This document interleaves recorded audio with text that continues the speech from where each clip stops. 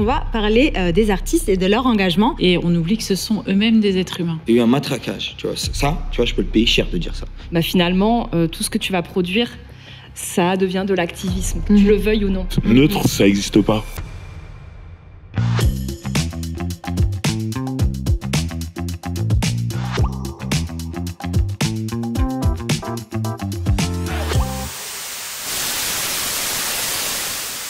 Bonjour à toutes et à tous et bienvenue dans l'émission Life Talk, le premier talk show du monde associatif proposé par Life ONG. Alors depuis 2009, vous le savez, l'ONG agit sur le terrain dans plus de 25 pays, soutenant 4 volets d'intervention, donc la sécurité alimentaire, l'eau, l'assainissement et l'hygiène, l'éducation, la protection de l'environnement. Donc dans cette émission, je rappelle que vous avez la possibilité de faire des dons, donc dans le lien en barre de commentaires. Et n'hésitez pas, bien sûr, de donner votre avis sur le sujet parce qu'il compte. Et c'est un sujet qui va intéresser pas mal de monde parce qu'on va parler des artistes et de leur engagement. Donc d'abord, nous allons faire un petit tour de table. J'ai des invités qui sont très intéressés par ce sujet et que l'on ne présente plus. Donc Aziza qui était parmi nous lors de la première émission. Comment tu vas ? Ça va, super, merci beaucoup. Je suis heureuse d'être avec vous. Donc, je suis thérapeute spécialisée dans la prise en charge des gens qui ont vécu des traumas sévères, donc ce qu'on appelle la mémoire traumatique. Et je suis très heureuse d'être avec vous aujourd'hui. Et tu es la bienvenue. Donc, à côté, il y a Driver. Comment tu vas ? Salut, ça va ? Driver, qu'on ne présente plus, qui a un slasher. Donc, quelqu'un va vous donner la définition du mot slasher. Donc, il fait pas mal de choses. Oui, d'abord rappeur, et le rap m'a fait faire plein d'autres choses, comme du cinéma, d'animation télé, radio, des livres, des podcasts et plein d'autres choses dont j'ai sûrement oublié là tout de suite. Là. Ouais. T'as déjà fait les livres, podcasts, animation, films. Ouais, voilà. C'est une grande star, voilà, les amis. Et on a Raïssa Ley, du coup, qui va nous dire qu'est-ce que c'est qu'un slasher. Et oui, hello. Un slasher, c'est une personne qui cumule plusieurs activités professionnelles. Donc un job, slash un autre, slash un autre. Le terme nous vient des États-Unis. Ouais. Et il est dans le dictionnaire. Voilà, donc on peut utiliser un slasher, une slasheuse. Et donc, moi, pendant 15 ans, j'ai été slasheuse dans 2 domaines très différents, donc ingénieur financier et danseuse chorégraphe. Ouais. Actuellement, je suis encore danseuse chorégraphe, conférencière et coach pour slasher. D'accord, coach et c'est une artiste, elle fait plein de choses. Et un autre artiste, Redouane. Moi, je suis... bonjour déjà tout le monde. Bonjour. Comédien, humoriste, humain, c'est tout. C'est tout. C'est déjà bien. C'est déjà pas mal. C'est un slasher quand même. Ouais, slasher. Je viens d'apprendre ça, slasher.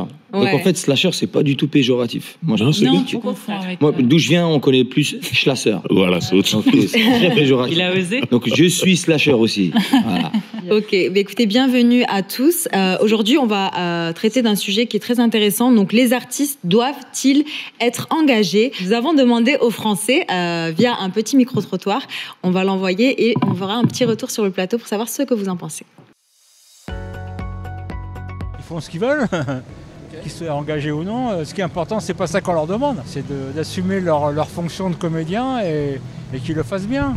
Il faudrait, oui, après c'est eux-mêmes avoir la conscience et la conscience d'esprit, on va dire, de s'engager par eux-mêmes. Bah après ça dépend de quel nature est l'engagement. Je trouve c'est bien que, vu qu'un artiste renvoie une image, c'est bien qu'il s'engage dans quelque chose. Ça dépend pour quelle cause, mais ouais. Plus humanitaire, je pense, social, pas vraiment, parce qu'on a chacun un peu notre vision de la chose. Et politique, je te cache pas que j'y connais pas grand-chose, alors...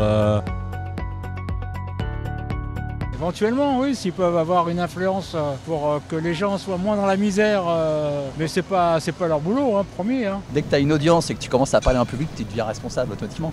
Peu importe l'audience, que ce soit sur YouTube, que ce soit même politique ou n'importe quoi, dès que les gens t'écoutent, surtout s'il y a des jeunes, surtout si tu sais pas qui t'écoute, tu as une responsabilité de base, quoi. Je pense que oui, quand on voit que certains sportifs, artistes font des tweets qui vont engager, mettre sur la voie certains jeunes, je pense que oui, ça peut mettre en considération et faire réfléchir certains jeunes. Ouais. Moi je pense que ça va plus changer au niveau de la musique, vu que je suis pas mal dedans, à suivre beaucoup d'artistes dans leur début de carrière, etc. Après, tout ce qui va être humoriste ou footballeur, s'ils sont pas engagés sur un sujet en particulier, ça va pas forcément me toucher. Mais derrière, c'est sûr que s'ils font un coup qui est pas cool et limite, ils vont faire le contraire de s'engager, ça va un peu me repousser à écouter ou suivre cet artiste. Ouais, totalement. Parce que il passe quand même un message et donc s'il passe un mauvais message, ça peut être mal interprété par des gens par des jeunes, tout ça. Ouais, je pense parce que plusieurs, surtout les humoristes que j'ai tendance à vraiment écouter, c'est des gens plutôt engagés comme Edgar Rive ou des choses comme ça. Donc effectivement, après on peut ne pas être d'accord ou être d'accord avec ce qu'il raconte. Au moins il a un parti pris et il s'y tient. Alors voilà ce que pensent les Français. Alors selon vous, les artistes ont-ils la responsabilité de s'exprimer sur les problèmes de ce monde? Driver, on va commencer par toi du coup. T'en penses quoi? Moi déjà, je pense que c'est propre à chacun. Si t'as envie ou pas, t'y vas. Mais il y a là, sur le micro-trottoir, il y a quelqu'un qui a dit quelque chose d'important. À partir du moment où t'as une audience, tu parles à des gens et tu as une responsabilité. Et ça, je suis assez d'accord avec ça. C'est-à-dire que même si tu veux pas t'engager, tu peux pas être ou engagé ou neutre, en fait. Neutre, ça n'existe pas. Tu vas obligatoirement laisser passer une pensée, quelque chose et tout. Et voilà, donc je pense que par définition, tu as un être humain. À partir du moment où tu as des gens qui t'écoutent, tu vas l'être que tu le veuilles ou non. Maintenant, il y a des degrés. Il y a ceux qui disent, voilà, je vais faire ça. Pour moi, c'est ça le vrai engagement. Après, il y a juste des gens qui tweetent leurs pensées. Ça peut aiguiller des gens d'un certain côté et tout. Ça, c'est plus l'engagement passif, je vais dire. Oui, voilà, ouais. Voilà. Mais pour moi, être artiste, c'est d'abord faire son art. Et si tu as envie de développer quelque chose en plus, tu le fais ou tu le fais pas. Tu choisis. Sous prétexte qu'ils bénéficient d'une visibilité importante, doivent-ils la mettre au profit pour dénoncer des injustices? Donc moi, je voulais te demander à toi, parce que tu te considères comme une artiviste, donc j'aimerais que tu me dises ce que c'est qu'être une artiviste. Justement, c'est exactement le sujet d'aujourd'hui, c'est utiliser son art pour de l'activisme. Moi, au début, j'ai pas du tout utilisé ce terme, mais je suis très inspirée des luttes américaines, en particulier afro-américaines, moi-même étant nord-africaine.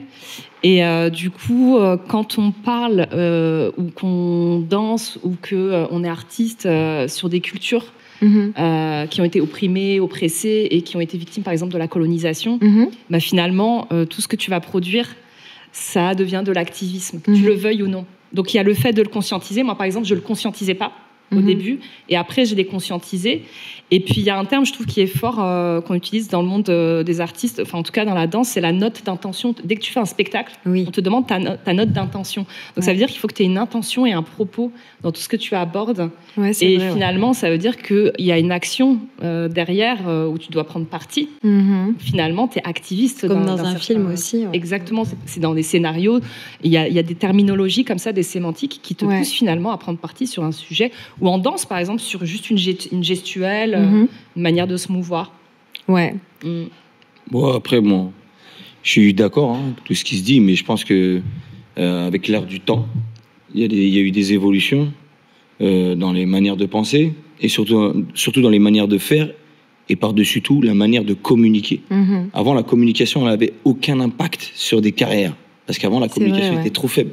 Aujourd'hui, la communication, c'est toute une carrière. Et ça joue beaucoup.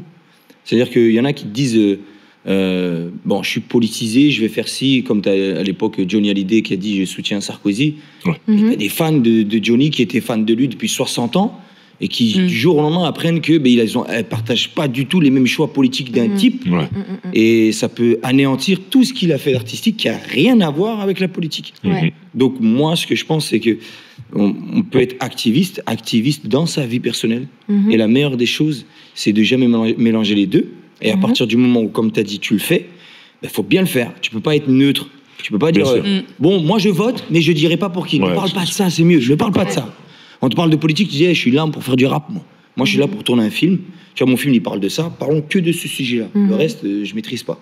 Je fais une comédie, donc tout ce que je fais, c'est prenez-le pour de la dérision. Vous prenez pas au sérieux. Mais aujourd'hui, les réseaux, il y a des gens, je sais pas moi, tu vas aller dans un café, d'un bistrot, tu vas rencontrer un artiste comme toi, avec qui tu partages pas du tout les mêmes idées, mais cet artiste-là, 2 jours avant, il a tweeté un truc de fou. T'es pas au courant, tu l'as pas lu, t'es pas forcément branché sur ça, tu le croises, artistiquement t'aimes bien ce qu'il fait, il te connaît, tu le connais, on se salue, on se fait la bise ou on se check ou... On vous prend en photo. On te prend en photo. Et ça peut poser des problèmes. Et toi, tu l'as vu juste 2 jours après, on va dire, en fait, il partage ses idées, c'était peut-être là qui était derrière. Et si et ça. Donc voilà, aujourd'hui, je pense que... Ça t'est déjà arrivé Moi, est-ce que ça m'est déjà arrivé ? Non, après, je pense pas que je sois... J'ai toujours fait, moi, la part des choses entre ma vie personnelle, mais ma façon de voir la vie et ma façon de vouloir vivre. Ouais. C'est totalement différent. Le boulot, c'est le boulot, tu vois. On va pas essayer d'imaginer, je sais pas moi, le président de la République chez lui. À part quand c'est inutile. Ouais. Moi, je trouve ça inutile. Ouais. Venez, on analyse ce qu'il fait quand il a un micro et qu'il dit bonjour la France. Oui, analyse ce qu'il dit. Quand tu tweets, j'analyse ce que tu vas écrire. Mais après, ce que tu chuchotes dans les oreilles de ta femme, j'ai pas à l'entendre. Ouais. Tu vois, mais aujourd'hui, les gens sont plus intéressés parce que tu vas chuchoter dans l'oreille de celle avec qui tu partages ta vie que ce qu'il y a écrit en gros sur l'affiche de ton spectacle. Ouais. Tu vois? Il y en a, ils sont au courant de ma vie perso, mais ils savent pas c'est quoi le titre de mon spectacle. Wow. Tu vois ou pas? Ouais. Donc voilà, je pense qu'aujourd'hui, on est dans une société, les choses se mélangent, dans un business qui fait que tout ce que tu as construit professionnellement peut s'écrouler par une façon de penser. Et une façon de penser, c'est ne pas faire. C'est pas fait. D'accord. Je sais pas, moi, c'est comme Gandhi qui dit aimez-vous tous, ne rendez pas les coups. C'est Gandhi qui pense ça. Ouais. Tu vois, c'est sa façon. Mais lui, ce qu'il a déjà fait, je m'en fous. Ouais. Moi, j'ai lu ça me plaît, je le retiens, c'est tout. Voilà. Tu vois? Mais je m'arrête sur ça. Tout le monde a sa part d'ombre en réalité. Ouais. Et justement, je voulais poser une question à notre thérapeute. Du coup, l'art doit-il être une source de réflexion, de remise en question ou un simple divertissement? En fait, l'histoire, elle nous a montré que l'art, c'est tout à la fois. D'accord? Et donc, ça va toujours être du divertissement, par exemple. Mais derrière ce divertissement, il y aura un engagement, d'une façon ou d'une autre. D'accord? Donc, même dans une musique qui va être divertissante, vous aurez un message. Dans un film, il y aura toujours un message. Pourquoi? Parce que c'est un être humain qui est derrière. Ouais. Et donc, cet être humain, il va véhiculer une émotion. Ouais. Il y a toujours une émotion. Et ce que tu disais très justement, il n'y a jamais aucune neutralité possible en humanité. Ouais. C'est impossible. Et c'est pour ça que quand on parle d'éthique, c'est difficile justement. Il y a des comités d'éthique qui sont mis en place pour savoir est-ce qu'on est neutre, pas neutre, ou est-ce qu'on va se rapprocher de quelque chose de vraiment le plus neutre possible. Mais pourquoi? Parce que nous sommes des êtres humains. On fait des projections sur les artistes. Et on oublie que ce sont eux-mêmes des êtres humains. C'est ce que tu disais. Ouais, donc les gens, en fait, confondent et les choses s'entremêlent. Et puis c'est amplifié aussi par la force des réseaux sociaux. Donc du coup, d'où ma prochaine question. Pensez-vous que certains artistes ou créateurs de contenu profitent de commander certains sujets sulfureux pour le buzz? C'est à chacun son business, mais il y en a qui le drive bien. Après, pour le buzz, il y a aussi pour cacher un bad buzz aussi. Ouais. Comme on dit vulgairement, t'es dans une sauce. C'est-à-dire, il y a plein de trucs sur toi. T'as fait une mauvaise action pour les internautes, on va dire, et on parle que de ça. T'as besoin d'effacer ça. Tu vas aller faire un truc plutôt cool, une belle action, pour qu'on parle de cette belle action et qu'on oublie la mauvaise. Ouais. Donc c'est pour le buzz, oui, mais aussi pour cacher des bad buzz. Oui, pour faire des vues. Mais pas que. Ce que je veux dire, c'est qu'il y a des gens qui sont complètement sincères dans leurs actions. Mais pour moi, ce que je pense, c'est que tu sois complètement sincère ou que tu triches, de toute façon, il y aura une partie des internautes qui dira que tu triches. Et moi, j'ai vu là récemment, il y a eu ce triste séisme au Maroc et tout. Et j'ai vu une vidéo de Maître Gims en train d'aider des gens sur place et tout. Pour moi, c'est une belle action. Ouais. Je regarde les commentaires, ce qu'il ne faut pas faire. Oui, pourquoi il se filme, pourquoi il se montre, il pourrait faire ça en se cachant, en restant humble ou je sais pas quoi. Mais moi, je trouve que profiter justement de sa notoriété, bien sûr que si on le voit donner des sacs de riz, ça va attirer plus l'attention que si c'est quelqu'un de lambda. Moi, je trouve que le fait qu'il se montre, en fait, ça amène un élan de solidarité aussi. Exactement. Les gens vont s'intéresser à ce qui s'est passé. Et moi, je suis pour qu'il se montre, en fait. Oui. Mais il y aura toujours une partie des internautes. Pourquoi? Et tout ça, en fait, il veut juste qu'on dise que c'est une bonne personne et tout ça. Non, mais après, Maître Gims, il habite au Maroc. Il est directement touché. Et d'ailleurs, Life est actuellement au Maroc, sur le terrain. Du coup, moi, j'ai personnellement participé à cette aide humanitaire après le séisme. Et actuellement, ils sont en train de construire 17 école, donc franchement, on peut les appeler. Et elle est en collaboration avec les autorités locales. Donc voilà. C'est des sujets très sensibles, ça. Oui, voilà. C'est des sujets sensibles. En fait, je pense que les gens, ils reprochent aussi la façon de scénariser ou de montrer les gens aussi. Oui.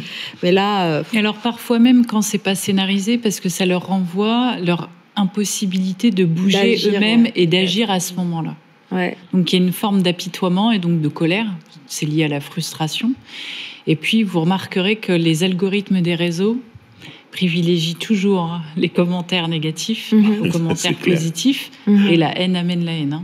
C'est vrai, ouais.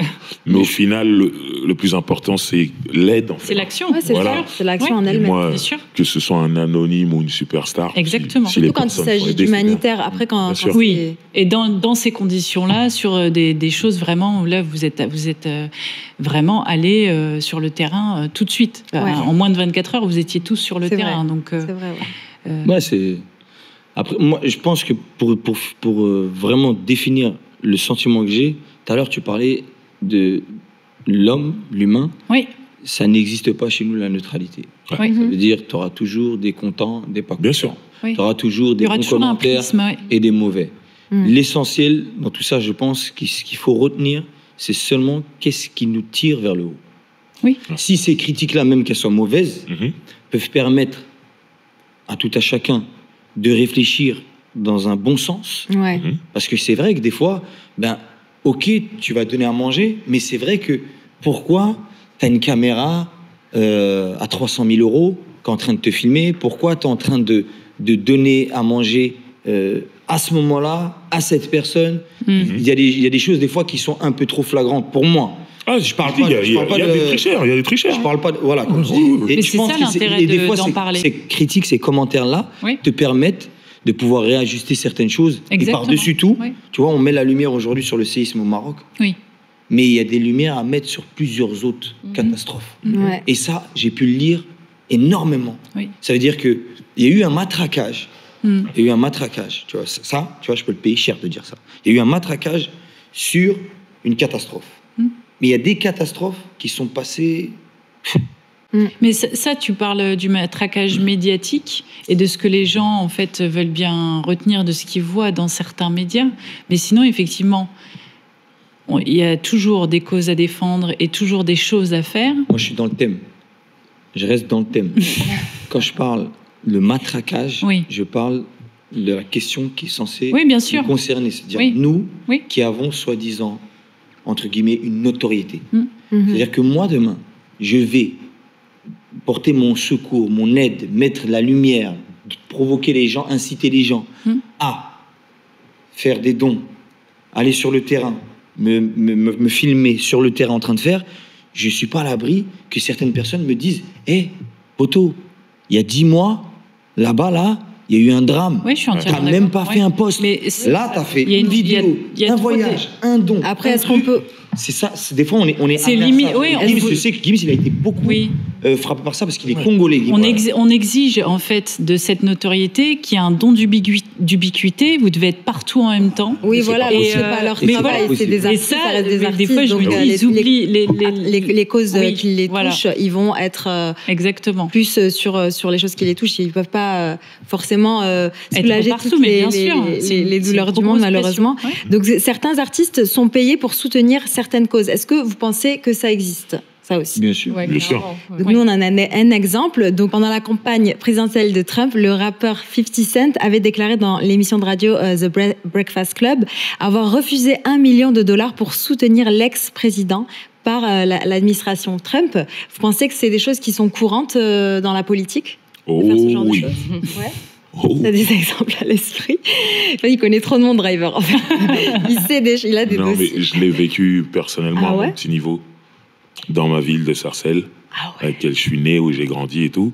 Et donc, je connais tout le monde, les gens me connaissent. Et un jour, j'ai été approché par une équipe d'un politicien dont je tairai le nom. Et voilà, ils m'ont fait comprendre, voilà, t'as une certaine influence, les gens t'aiment bien.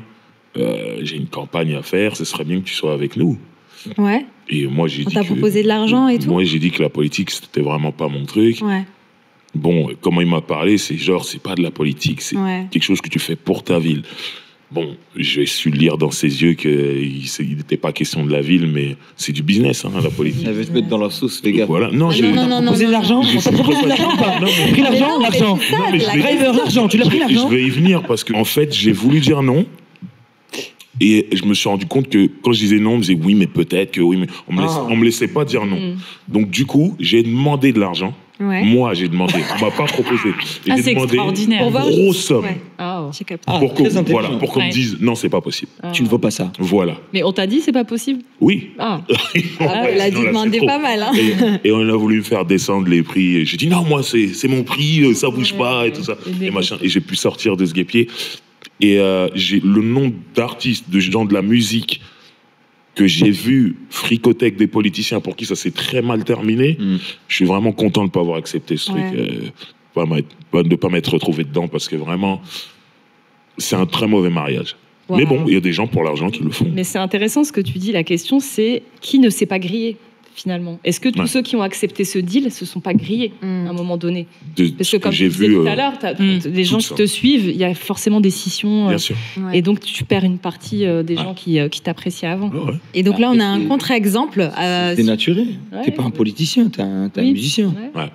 Ou t'es un artiste, je sais pas. Je sais pas. Moi, pour moi. En tout cas, dans l'esprit des gens, c'est ça. Dans l'esprit des gens, c'est ça. C'est cloisonné. C'est vraiment. Mais pour moi, la politique. Parlons français, pour moi, la politique, c'est du business. C'est un métier. Bien sûr. C'est un métier. Ouais. L'humanitaire, c'est pas du business. Ouais. C'est pas un métier, l'humanitaire. Ouais. C'est une vocation. Une vocation, t'es dévoué. C'est-à-dire, quand tu vas faire de l'humanitaire, moi, quand je suis allé à Madin avec Live, je suis parti, je suis resté presque 2 semaines. C'est le voyage le plus dur que j'ai fait dans toute ma vie. Et j'ai fait presque tous les pays j'ai fait toute l'Afrique, j'ai fait l'Amérique. Je te jure que c'est le... En plus, nous qui venons des quartiers populaires, familles nombreuses, on aime bien dire, j'ai connu la galère et j'ai réussi. Ouais. Et bien là, ça m'a fait redescendre sur terre. Tu vois, moi j'ai vu des misères, j'en ai vu pas mal, dans pas mal de pays. Là, j'ai pris une tarte parce qu'en fait, au-delà de voir la misère, tu es là pour contribuer à ce que leur misère-là, le temps de ton passage, leur donne une lueur d'espoir. Et surtout, tu es le bout de l'acheminement d'une longue chaîne d'une ONG qui a commencé à Paris. Et on te donne une responsabilité. C'est-à-dire, quand on te donne tu sais, quand ils m'ont donné le petit gilet, il y a marqué live, tu sais, moi je dis, stylé ce gilet. J'ai fait une blague carrément. J'ai dit, on dirait que je vais faire de la peinture. Après, j'ai mis la casquette, j'ai dit, on dirait que je suis un mécano. Et je faisais des blagues, tu vois. Et c'est là où tu te dis, ça, la politique, c'est du business. Viens, on te donne l'argent, on joue ton image. Voilà, c'est ça. L'humanitaire, notre image, bien sûr, elle doit contribuer à quelque chose. Mais au-delà de ça, c'est une responsabilité. Tu rentres, t'es changé.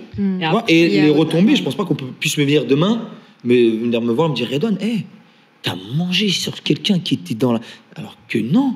T'avais cité 50 Cent, et c'est peut-être un truc américain versus français aussi. Parce que quand tu vois qu'Arnold Schwarzenegger est devenu un politicien... Oui, on n'est pas sur la même culture. Il y a d'artistes français qui sont aussi positionnés avec des politiciens. Et puis 50 Cent a refusé quand même. Oui, et il a refusé. Et après, il a même fait une petite blague du style de toute façon, là, celui qui est passé, il nous fait payer plus de taxes. Donc, vraiment, là, je suis un peu... bref.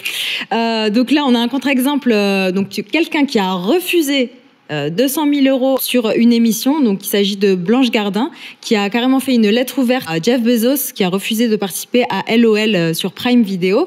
Du coup, elle a fait une lettre ouverte à Monsieur Bezos en lui disant qu'elle avait dentiste ce jour-là, qu'elle a refusé de participer à cette émission. Elle a également révélé les coulisses en disant qu'elle trouve ça inadmissible d'être payée 200 000 euros pour une journée de travail, même si je perds à votre jeu, quand l'association caritative de mon choix remporterait que 50 000 euros et seulement, c'est-à-dire 4 fois moins, et seulement si elle gagne. Et du coup, après, elle a fait une petite liste des raisons aussi qui l'ont poussée à dire non. Amazon Prime, une société qui pèse 50 milliards d'euros en chiffre d'affaires et qui ne paye pas ses impôts en France, qui émet 55,8 millions de tonnes de gaz à effet de serre, soit l'équivalent des émissions du Portugal, qui utilise de la main-d'œuvre dans les camps ouïghours. Et aussi, elle a parlé aussi de la culture du cinéma qui se perd. Elle est actrice, elle veut voir ses films et elle veut voir aller les gens au cinéma, et qu'elle trouve pas ça cool de se faire livrer des burgers en regardant une émission sur Prime Video, se faire livrer des burgers par des sans-papiers qui pédalent sous la pluie. Je trouve que c'est quand même un bold move. Enfin, je veux dire, il n'y a pas tout le monde qui aurait refusé 200 000 euros. Que pensez-vous justement de sa prise de position ? Écoute, vous auriez refusé 200 000 euros, vous non ? C'est compliqué, moi, tout ça. Je sais pas. Il faudrait vraiment que je me retrouve dans son cas. Après, ce que je veux dire, c'est que elle a énuméré des raisons. Ouais. Alors, elle est vraiment engagée pour le coup. Et c'est respectable. Ouais. Ce qu'elle dit, si c'est réel, je peux comprendre qu'elle refuse. Maintenant, je peux comprendre aussi que quelqu'un qui soit pas super riche accepte ces 200 000. Bon, la plupart, je peux comprendre. Ouais. Voilà, je peux comprendre. Mais elle a raison, hein, ce qu'elle dit. C'est très fort. Ouais. Mais chacun a sa vie, en fait. Chacun a son rapport avec l'argent. Il y en a qui... ils vont bien... Tu peux leur énumérer toute la liste qu'elle a faite, là. Ils vont se dire, ouais, mais j'ai besoin de ces 200 000. Et ils vont y aller, voilà. Et est-ce que je vais leur jeter la pierre ? Non, parce que je ne me suis pas retrouvé dans ce cas-là et je ne sais pas ce que j'aurais dit, ce que j'aurais fait. Vraiment, je ne sais pas. Toi, Redouane, t'as... Ah, moi personnellement, je l'aurais fait. Ouais. Mais après, à tout ce qu'elle a énuméré, c'est son choix. Moi, déjà, si je dis non, j'ai pas besoin d'énumérer. Quand tu dis non, vas-y, non, fin. On n'a pas besoin d'en parler. Mais on revient encore à le sujet initial de cette émission, la première question. Ça a créé un buzz, en fait. Son nom, il a créé plus de buzz que l'audimat de l'émission quand elle a été tournée et diffusée. Et le nom de Jeff Bezos, il a été cité, Amazon, Prime, son nom à elle, tout. C'est son choix, tu vois. Moi, perso, maintenant, j'aimerais bien voir les choses dans un autre angle. Il me donne 200 000 euros à moi. Et l'association que je choisis va être payée 50 000, c'est ça ? Ouais. On est d'accord ? Non, donc si tu gagnes, seulement si tu gagnes l'émission. Si je gagne pas, je suis quand même payé 200 000. Oui. C'est ce qu'elle dit. Ok. Mais pourquoi je fais pas l'émission, je prends les 200 000 et je vais voir l'association, j'ai perdu, et je leur donne les 200 000. Au lieu d'en prendre 50, ils vont prendre 4 fois plus. C'est vrai. 200 000 euros dans une association, ça peut faire quoi ? Pour une journée de tournage ? Mais je vais transformer en Superman, moi. Bien sûr. On est d'accord, non ? Moi, je suis d'accord. Tu te rends compte, je vais voir une association que j'ai choisie, je fais un film, je fais une journée de tournage, en plus c'est une émission où ils font que des rigolés, enfin, où le but du jeu c'est de pas rigoler, tout ça. T'imagines ? Tu viens, c'est pour vous. Un chèque de 200 000 à quelqu'un qui ne paye pas ses impôts, on va lui faire payer 200 000 euros à une association. L'association, elle va le prendre, elle va faire quelque chose à bon escient. Voilà. C'est vrai. Après, si on parle de mais il paye pas d'impôts et en plus quand tu fais un don à une association, c'est pas imposable non plus. Ok, mais l'argent va pas être utilisé pour faire du business. Exactement. Ça lui a femmes en difficulté. Des fois, faut les payer, les thérapeutes. Mais ça lui a été beaucoup reproché, ça. Après, c'est vrai qu'elle a fait une action coup de poing un peu. Elle voulait dénoncer en fait, tout ce qu'il y a là. Je trouve pas ça mauvais, moi. C'est ça, c'est l'ubérisation de l'art. Donc ça inclut beaucoup de choses, en fait. L'ubérisation, c'est-à-dire que tout devient, en fait, mainstream, pour une main-d'œuvre pas chère, mise à disposition. Ce qu'elle dit à la fin, qu'on utilise des personnes qui n'ont pas les papiers, etc., pour faire beaucoup de profit. Et je pense que c'est ce qu'elle a voulu faire en refusant, justement, se cacher. Ça aurait eu beaucoup plus d'impact que de dire, regardez, j'ai pris l'argent et puis j'ai redonné tout. Ce serait passé un peu inaperçu, ce serait un peu quelque chose, comme faire un don. Là, effectivement, est-ce que c'était... Après, la question, c'est est-ce que ça a été mûrement réfléchi ? Est-ce que ça s'attendait à avoir autant d'impact ? Moi, je pense pas quand tu refuses. Je pense pas non plus, tu vois. Je pense pas qu'elle s'est dit, tiens, ça va avoir un impact énorme. Mais la question on après... sent beaucoup d'émotionnel, il y a de la charge émotionnelle. Mais la question, vraiment, c'est qu'est-ce qui a changé après ça, tu vois ? Bad buzz, vrai buzz ou pas ? Dans le monde artistique, elle a aujourd'hui une certaine... Déjà, elle a une aura, elle a toujours une aura, parce qu'elle est vraiment très talentueuse. Elle a toujours été un peu comme ça, atypique, un peu originale. Voilà. Acerbe. J'aime ça. Mais dans ce monde-là, aujourd'hui, elle a une espèce de reconnaissance au niveau de ses idéologies. C'est-à-dire que, il y a plein d'artistes qui se sont dit, déjà, on a pas mal, quand même, voire largement plus de thunes qu'elle et qui l'ont fait, qui ont dû se dire, merde. Merde. Se sentir un peu... Et écoute, et c'est arrivé. Merde, si elle a fait ça, ils vont s'intéresser à nous tous. Qu'est-ce qu'on a touché? Ouais. Nous qui nous vantions de c'est pour une association. Mais il y en a un, il a été très malin, c'est Ramzi. Ouais. Quand Ramzi, il fait une espèce de vidéo avec Eric, et il dit ah non, moi j'ai été payé. Je crois que c'est lui, ou je sais plus c'est qui, et qui dit moi j'ai été payé. Tout de suite, il se balance. Moi j'ai été payé.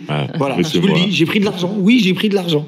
Mais je pense que voilà, sa démarche, elle était plus, je pense, dans ça. Ouais, mais je pense que si elle a cette aura encore plus aujourd'hui, c'est parce que les gens ils ont décelé la sincérité dans ce qu'elle disait. Oui, moi, je pense qu'elle est vraiment sincère. Elle était cohérente avec tout ce qu'elle exactement. 200 000 balles pour une journée de tournage. Voilà, c'est vraiment. Si elle n'est pas sincère. Voilà, c'est clair. Voilà. Donc, alors, on va enchaîner sur le jeu. J'espère que vous êtes familiarisé avec votre coéquipier. Alors, regardez. D'ailleurs, est-ce que nous, on est payés? Bonne question. On va essayer 200 000. Va demander à l'association. Je suis. En parlant d'artistes, nous allons jouer à ce jeu. Donc, je vais vous dire un petit peu les règles du jeu. Vous avez un buzzer en face de vous. Donc, le jeu s'appelle « Je suis ». Je vais vous proposer des actions et vous allez devoir deviner quel artiste a mené ces actions. Est-ce que vous êtes prêts? Vas-y. Allez, c'est parti. Alors, je suis un rappeur français engagé. J'ai utilisé ma musique pour aborder des questions sociales et politiques dans mes chansons. J'ai créé l'association Access, apprendre, comprendre, entreprendre et servir à... Kerry James. Oh, non mais là, ça va être très compliqué. Attends. Non, voilà. Kerry James, voilà. Il y a le mec qui a inventé la radio hip-hop en France. Elle pose une question sur un rappeur. Donc voilà, il a fait d'autres choses. J'allais buzzer, mais je buzzais je faisais exprès pour pas que Driver... T'as failli buzzer, tu voulais dire Kerry James? Tu voulais dire Kerry James? Non, j'allais dire ouais. Moi. Donc voilà, d'ailleurs, il a son film Banlieusard actuellement qui cartonne, le 2, qui cartonne sur Netflix. Donc Kerry James, bravo. Donc on va passer au prochain. Du coup, je suis un sportif américain. J'ai été un fervent défenseur des droits civiques afro-américains aux États-Unis. J'ai participé activement à des actions de protestation contre la ségrégation raciale. Jesse Owens? Non. Mohamed Ali. Ouais. T'aurais dû commencer par je suis un musulman. Là, on a tout de suite. On y vient, on allait y venir. Non, regarde, j'ai organisé des combats de boxe au profit d'œuvres caritatives. De combats de boxe, là, tu sais que c'est la boxe, donc voilà. Donc voilà, bravo. Quoique, on aurait pu dire. Ouais, non, j'allais dire Tyson, mais Tyson, c'est un autre registre. Voilà, alors, le prochain. Je suis un humoriste français. J'ai organisé des spectacles de charité au profit de causes sociales. J'ai soutenu des familles en difficulté en fournissant des aides alimentaires. J'ai mis en place un centre d'accueil pour les sans-abri à Paris. Je dirigeais de grandes... Coluche. Ouais, bravo. Les Restos du Cœur. Bah oui. Redon, il est énervé. Non, mais tu penses à ceux de maintenant, c'est ça? Ouais, c'est moi ça. aussi. C'est pour ça. Quand j'ai vu il faut être plus Non, mais respect, grand respect. Coluche, c'est en difficulté, là, les Restos du Cœur. Voilà, les Restos du Cœur. Coluche. Celui qui m'inspire. Celui qui m'a nourri. Ah voilà, moi j'ai trop de respect. Moi, ma mère, mon père, j'ai énormément de respect pour ce monsieur. Coluche, oh là là. De toute façon, tout le monde connaît Coluche. Bien sûr. Tout le monde, c'est vrai. C'est fou. Et aujourd'hui, on le connaît encore plus par rapport à ses actions sociales et caritatives. Et son engagement. Son engagement, que son humour. La plupart des gens qui connaissent Coluche, je leur dis, tu connais quelque chose de Coluche? J'ai jamais vu un sketch. J'ai jamais rien vu de lui. Mais ce que je peux te dire, c'est qu'un mec qui a commencé comme un clown, a fini comme... Comme un roi. C'est un prince. Un prince. Alors, le prochain, vous êtes prêts? Je suis un artiste francophone, célèbre pour mes chansons à texte engageantes. J'ai sensibilisé le public aux problèmes de santé mentale à travers ma chanson « Pensée », qui aborde la lutte contre la dépression. J'ai créé... C'est Stromae. Ouais. Ah ben là, je savais, elle allait savoir. La thérapeute, elle allait savoir. Stromae. Un docteur, un rappeur, toutes les questions sur les rappeurs. Attends, j'ai créé une fondation pour soutenir des projets liés à la santé mentale. Donc, j'ai été impliquée dans des campagnes de sensibilisation au cancer également. J'ai collaboré avec des ONG pour la lutte contre la malnutrition. J'ai utilisé la musique pour aborder des problèmes sociaux. Très engagé, Stromae. Très engagé, il n'a pas hésité à parler vraiment de choses très privées. Très personnelles. Et puis, c'est les mettre en scène aussi lors de ses interviews. Alors, il a vraiment Bah ouais, justement, bien allier l'art et puis avec sa son communication histoire personnelle, et il l'a amené de façon très douce, parce que c'est violent ce qu'il a vécu. Ouais, c'est violent. Ouais. Ok, le prochain, et le dernier d'ailleurs. Ah, il y a encore un autre. Je suis un célèbre footballeur français. J'ai participé. Zinedine Zidane. Est-ce que je peux lire c'est Zidane? Non, mais en plus, c'est Zidane. Bravo. Est-ce que je peux lire au moins qu'est-ce qu'il a? C'est bon. Donc Zidane, il a participé à des nombreux. Tu vois, t'as eu une réponse correcte. Zinedine Zidane. Alors j'ai participé à de nombreux matchs de charité pour collecter des fonds en faveur d'œuvres caritatives, notamment pour les enfants malades. J'ai été impliquée dans des projets de lutte contre la pauvreté et l'exclusion sociale. J'ai soutenu des initiatives de réinsertion par le sport. J'ai promu l'éducation des jeunes défavorisés par le biais du football, rendu visite régulièrement aux hôpitaux pour soutenir des enfants malades. Zinedine Zidane qui a fait plein de choses. J'ai pas tout dit. J'ai gagné une Coupe du Monde, j'ai gagné 2 ballons d'or. J'ai mis un coup de tête devant 4 milliards de téléspectateurs et ils m'ont dit Wallah, t'as raison. J'ai refusé d'être président de 4 pays différents. Voilà. Et voilà, donc écoute, il y en a plein d'autres. Big up aussi à Bob Marley, à Omar Sy, à toutes ces grandes personnes qui ont fait plein de choses. Et voilà, le jeu est terminé. Donc écoutez, je crois qu'il y a... Merci. Il y a un point d'avance pour eux. Oui. Non, je pense pas. Si. Mais si, comme ça. Ils ont gagné. Vous allez voir dans les commentaires les haters. Ils ont gagné, ils ont triché. Donc voilà, écoute, félicitations. Merci. Vous avez gagné le droit d'être les gagnants. C'est déjà pas mal. Ils ont gagné les 200 000 euros de Blanche Gardin. Si seulement. Ça serait trop bien, ouais. Certains artistes ont déjà subi la cancel culture, donc ça c'est notre prochain sujet. Donc connaissez-vous ce qu'est le phénomène de la cancel culture? Non. Si. Yes. Donc, est-ce que je dis la définition ou est-ce que tu arriverais à le définir? Ah non, tu vas la dire, quoi. Je vais lire la définition. Donc, qu'est-ce que la cancel culture? La cancel culture est également appelée culture de l'annulation. C'est un phénomène social dans lequel un individu ou un groupe est ostracisé ou boycotté en raison des comportements ou de déclarations controversées, souvent sur des sujets sensibles comme la race, la religion, le genre. Ces objectifs incluent la responsabilisation des individus par leurs paroles et leurs actions et la protection des minorités et la promotion de dialogues respectueux. Donc, on a demandé aux Français ceux qui pensaient de la cancel culture, etc. On va mettre un micro-trottoir pour engager le sujet.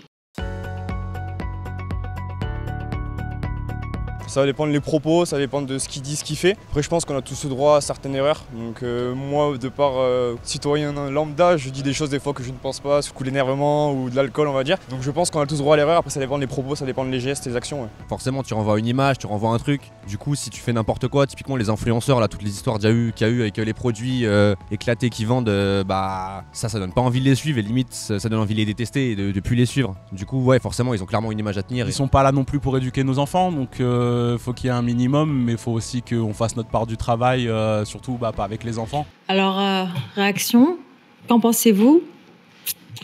C'est compliqué, ça. C'est compliqué, hein. Moi, j'ai un exemple dans ma tête, mais je pense pas que je citerai le nom ici, mais... Un exemple français, américain? Américain. Vas-y, cite. Robert Kelly. Robert Kelly. R. Kelly, chanteur de R&B. Ah oui. Moi, je vais sortir de ce studio. R. Kelly, ok, gros dossier. Voilà. Je m'attendais pas. Non, j'ai. T'as un côté, accroche-toi. À la base, je voulais pas en parler, vous m'avez forcé. Mais t'en as déjà parlé dans un de tes podcasts. Hein. Exactement, j'ai fait toute une émission dessus. Ouais. En fait, R. Kelly, c'est un chanteur de R&B très talentueux. Pour moi, c'est le meilleur. C'est le roi du R&B pour moi. C'est celui qui l'a fait, même. Peut-être pas fait. Il a peut-être pas fait, mais en tout cas, c'est le meilleur. Bon, pour moi, il l'a installé. Hein. Voilà, donc en tout cas, il a eu énormément de succès, donc il l'a mis à travers le monde. C'est là où je te rejoins. Et moi, j'écoute sa musique depuis toujours, en fait. Et un jour, on apprend qu'il se pourrait qu'il soit... Déjà, sur le moment, je suis là, oh là là, horrible, je ne veux plus l'écouter. Ouais, j'ai tenu 2 semaines. J'étais déjà trop attaché à sa musique. Je l'écoutais depuis trop longtemps. Bon, des années passent, et finalement, il est inculpé. Alors, on parle, il est en prison. Oui. Donc, apparemment, c'est vrai. Oui. Je me suis dit, oh là là, je ne vais plus l'écouter. J'ai tenu encore 2 semaines et je me suis remis à l'écouter. Donc, pour moi, tout dépend de ton attachement à l'art. de la personne. Si tu l'écoutes depuis un mois, bien sûr, tu peux t'en détacher. Mais si tu l'écoutes depuis 20 ans ou 30 ans, c'est pas comme ça. Et c'est là où, souvent, on dit, est-ce que vous pouvez dissocier l'homme de son art, l'homme de la musique, l'homme du cinéma, ou je sais pas quoi. Bref, ça dépend du degré d'attachement. Et moi, sur R. Kelly, je dissocie du coup. Et sur d'autres personnes auxquelles je suis pas spécialement attaché, je vais me dire non, c'est pareil. Il a fait ça, donc je l'écoute plus. J'écoute plus sa musique parce que je l'écoute depuis un an, je suis pas assez attaché. Donc pour moi, la différence c'est là, le degré d'attachement. D'accord. Et tu comprends tout cet engouement contre lui, donc toutes ces personnes qui l'ont cancel. Mais c'est justifié. C'est justifié. Mais est-ce que tout le monde arrive à le cancel? Non, moi j'anime beaucoup de soirées à Paris. Quand le DJ joue R. Kelly, les gens crient, sont contents. Je le vis. Mais en même temps, tu vas à Londres, c'est pas loin. Si un DJ joue R. Kelly, le patron du club va lui dire arrête ça tout de suite. Ah, ok. Donc ça dépend d'où t'es. Voilà. Mais là, justement, il y a un artiste français qui a subi la cancel culture. Il s'agit de Medine. Donc, on va passer un petit magnéto, on va réagir sur le plateau. Mais c'est très périlleux. Moi, je me revendique de l'esprit Charlie, je me revendique de cet esprit très caricatural, de cette irrévérence. Mais on ne me donne pas le droit de pouvoir utiliser de ces droits-là. Je l'ai bien vu avec Don't Like. Votre titre, Don't Like, jeu de mots avec Don't Like, a créé la polémique. Dans cette affaire, toute la question de l'irrévérence, de la provocation, du point de vue de rappeur, est posée sur la table. Est-ce qu'on a le droit d'avoir cet esprit Charlie à notre façon? L'irrévérence et la satire, moi je croyais que c'était pour tous les artistes. Est-ce qu'on a le droit à cette liberté d'expression, autant qu'on veut? Est-ce qu'on peut transgresser? Moi, en tout cas, ce droit m'a été enlevé avec le morceau Don't Like. Si j'applique la charia, les voleurs pourront plus faire de ma courant.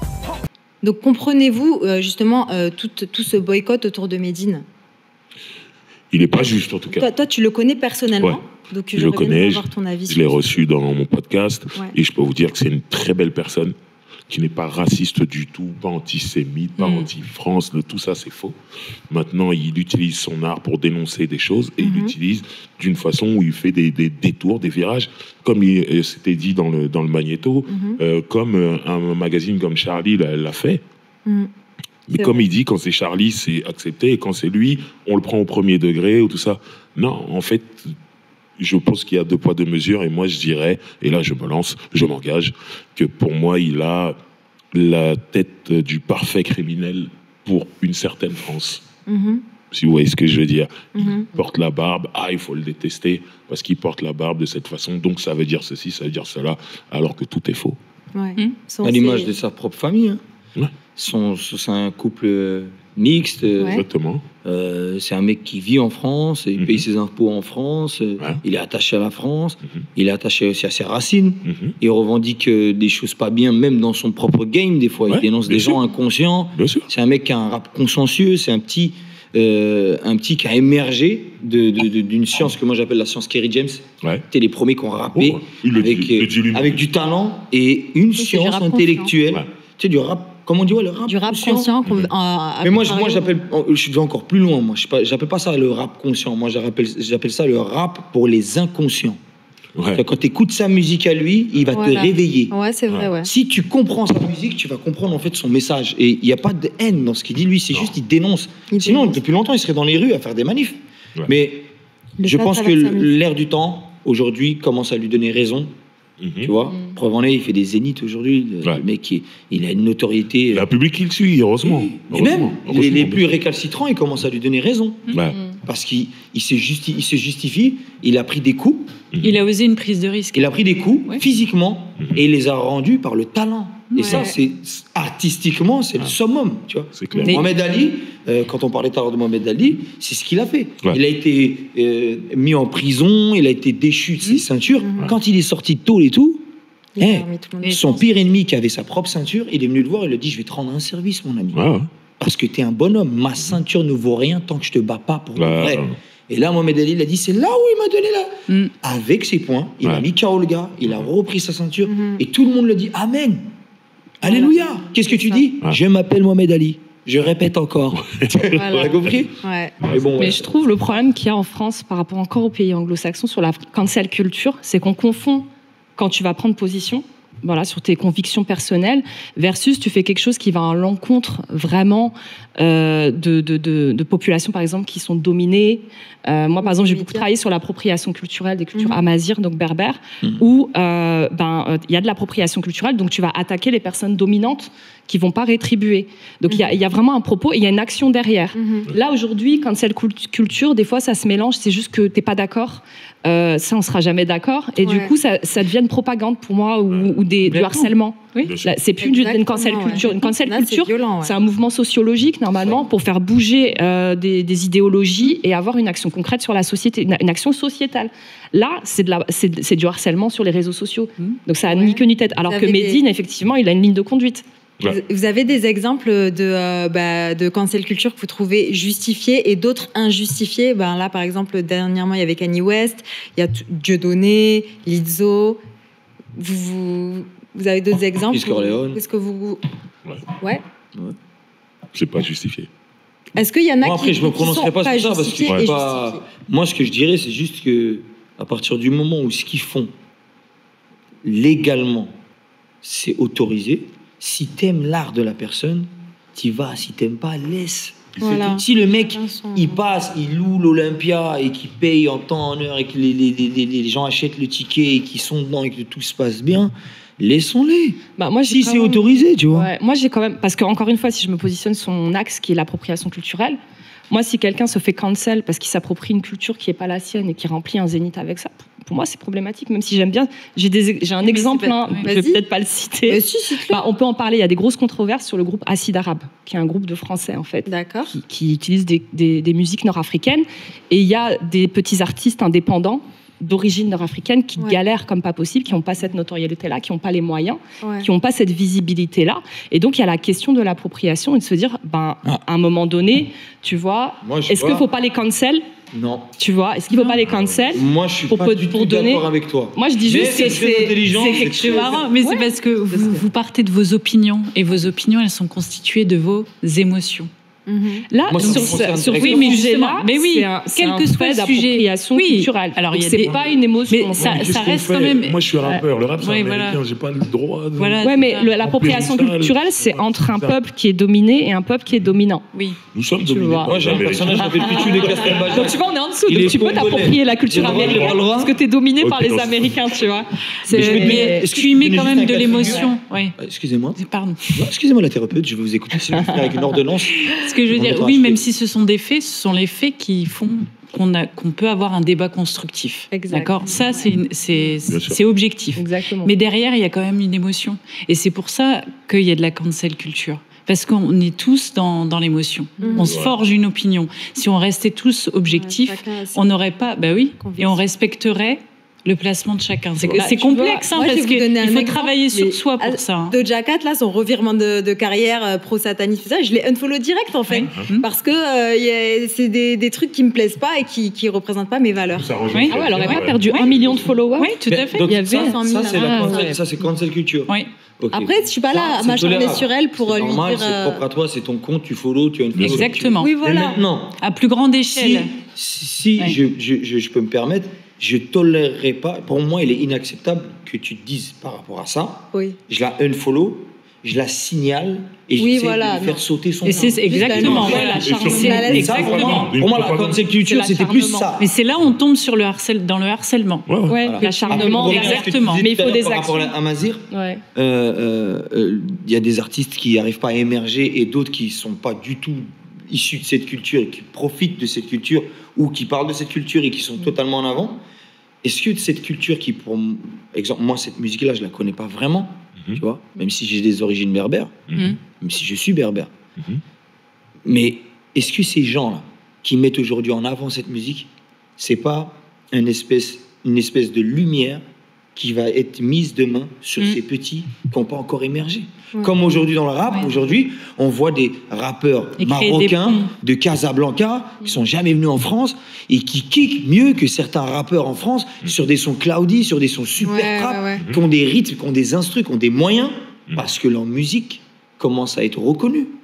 Et aussi, est-ce que leurs musiciens... Et la meilleure façon de mettre la lumière sur eux, ces mecs-là, c'est des mecs qui ont déjà des 60 millions de vues, mais que personne connaît en France. Je parle d'un comme Grande Toto, qui le jour où il a commencé à faire des featuring avec des Nigériens super connus, avec des Français, mais le mec, sa carrière aujourd'hui, c'est plus du tout la même. Et aujourd'hui, tu vas à Casablanca, parce que Grande Toto, il est totalement attaché à son pays, le Maroc, et sa ville, Casa, tu vas, il a un studio de fou.